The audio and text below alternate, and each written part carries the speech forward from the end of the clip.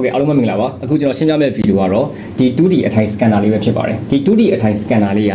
အခုလိုမျိုး barcode တွေရောယခုလိုမျိုး QR code တွေရောနှစ်မျိုးစလုံးကိုဖတ်နိုင်ပါတယ်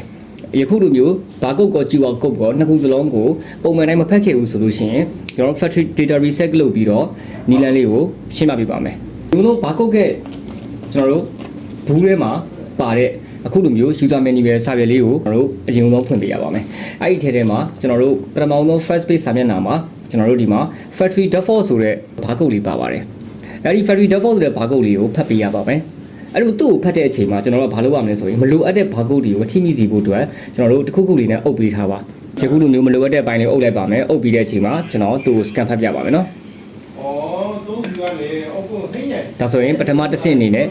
ကျွန်တော် factory default barcode ကိုကျွန်တော်ဖတ်လိုက်ပါပြီအဲ့တော့ဒုတိယတစ်ဆင့်အနေနဲ့ကျွန်တော်တို့ကဘာဆက်လုပ်ရမလဲဆိုလို့ရှိရင်ဒီအောက်နားမှာရှိတဲ့ကျွန်တော်တို့ control interface ဆိုတဲ့ barcode လေးကိုဆက်ပြီးတော့ဖတ်ပေးရမှာဖြစ်ပါတယ်ဒါလေးကိုဖတ်လိုက်ပါမယ်နော်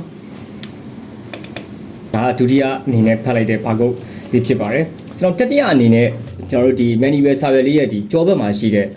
ယခုလိုမျိုး full barcode switch ကိုဖတ်ပြပေးရမှာဖြစ်ပါတယ်ကျွန်တော်မလိုအပ်တဲ့အပိုင်းလေးတွေကိုအုပ်လိုက်ပါမယ်ယခုလိုမျိုးလေးဒီအနေနဲ့ကျွန်တော်တို့full barcode switch ဆိုတဲ့ barcode လေးကိုဖတ်ပြပေးရမှာဖြစ်ပါတယ်ယခုလိုမျိုး factory reset ချတဲ့ barcode 3မျိုးကိုဖတ်ပြပါပြီဆိုရင်တော့ကျွန်တော်တို့ကနဦးသူ့ရဲ့ငကို normal setting လေးအတိုင်းပဲ barcode နဲ့ QR code တွေကိုပြန်ဖတ်ကြည့်လို့ရပါတယ်ကျွန်တော်တစ်ခါတည်းဖတ်ပြပေးပါမယ်နော်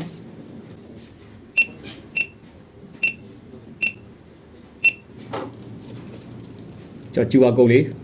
ဖတ်ပြပေးပါမယ်